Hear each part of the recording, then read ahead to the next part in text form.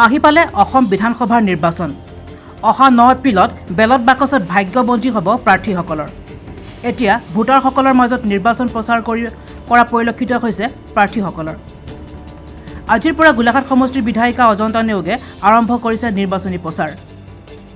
আজি প্ৰথম দিনা বিধায়িকাগৰাকীয়ে সমষ্টিৰ অন্তৰ্গত দলৌজান চাহ বাগিচা, চেঙাজান চাহ বাগিচাকে ধৰি 5খনকৈ বাগিচালৈ গৈ নিৰ্বাচনী প্ৰচাৰ চলায়। প্ৰতিখন সভাতে ৰাইজৰ সঁহাৰি দেখিবলৈ পোৱা গ'ল। আনহাতে এইবাৰ বাগান অঞ্চলৰ যুৱ প্ৰজন্মৰ মাজতো উৎসাহ দেখিবলৈ পোৱা গ'ল। দলৌজান বাগান দলৌজান চাহ বাগিচা হয়। এতিয়া ৰাস্তা পদূলি হৈছে, উন্নয়ন হৈছে, আগবাঢ়ি গৈছে। এতিয়া মাটিৰ পট্টা পাইছো, কিন্তু পোৱা নাই এতিয়ালৈকে, পামহে। ফৰ্ম পাইছে এতিয়া। এতিয়া বহুত হয়। বিজেপিয়ে জিকা খাইছে। মই জনা মতেতো মই বিজেপিয়ে কাম কৰি আছে দেখি আহিছো। কংগ্ৰেছৰতো একো কাম কৰা দেখাই নাই। মানে যিটো দেখি পাইছো সেইটোৱে আশা কৰিম ন জিকক বুলি। আৰু মামাই ইমান ভাল কাম কৰিছে। আমাক ঝুমুৰ নচাবলৈ গৈছিলে, ইমান দূৰ গুৱাহাটীত আমি নাচি আহিছো। যেনেকা কৈছিলে তেনেকা পইচা দিছে, তাতো খোৱা বোৱা বহুত ভালকে দিছে।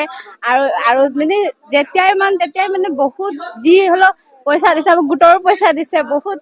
আৰু আমাৰ দলজানটো আগবাঢ়ি যাব বুলি আশা কৰিছো, আৰু বঢ়াই যাওক বুলি আশা কৰিছো। আৰু দলজান চাহ বাগিচাত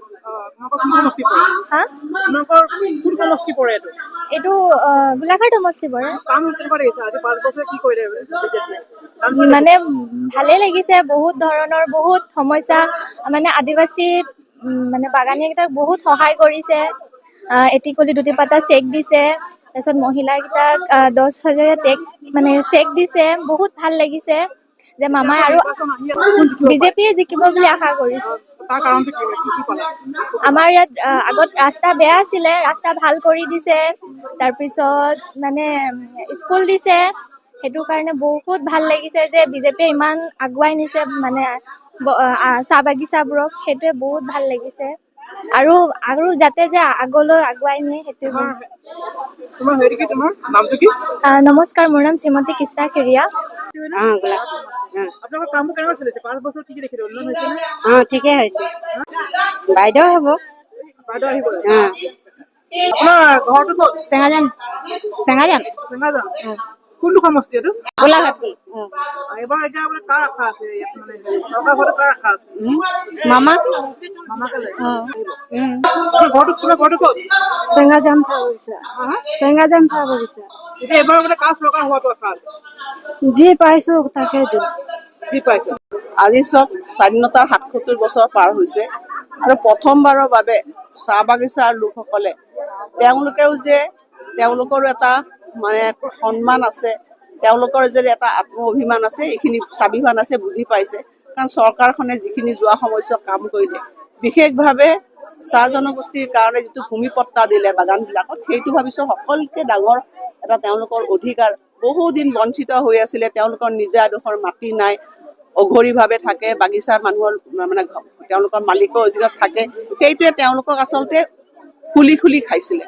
আৰু আমাৰ প্ৰধানমন্ত্ৰী নৰেন্দ্ৰ মোদী ডাঙৰীয়া আৰু হিমন্ত বিশ্ব শৰ্মা ডাঙৰীয়াক আমি অলেখ ধন্যবাদ জ্ঞাপন কৰিছো যে তেওঁলোকে প্ৰথমবাৰৰ কাৰণে বুজি পাইছে যে আমিও এইখন সমাজৰ গণতান্ত্ৰিকভাৱে আমাৰ অধিকাৰ আছে। গতিকে মই সঁচাকে জনপ্ৰতিনিধি হিচাপেও যোৱা সময়ছোৱা এই লোকসকলৰ মাজতে আছো, তেওঁলোকৰ সমস্যা দেখিছো যে আমাৰ চৰকাৰে যে ভূমিপত্তন তেওঁলোকৰ কৰিলে, সেইটো খুব ভাল কাম কৰিছে।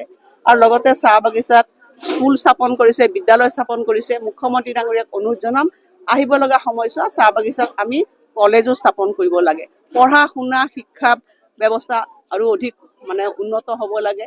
ইতিমধ্যে ৰাস্তা পদূলি নিৰ্মাণ হৈছে, জগন্নাথ কমিউনিটি নিৰ্মাণ হৈছে। অধিকভাৱে শিক্ষাৰ ক্ষেত্ৰত আমাৰ আৰু যদি আমি আগবাঢ়ি যাওঁ, তেতিয়া ভাবো যে চাহ জনগোষ্ঠীৰ লোকসকলে এটা শক্তিশালী জনগোষ্ঠী হিচাপে তেওঁলোকে ভৱিষ্যতে আত্মপ্ৰকাশ কৰিব।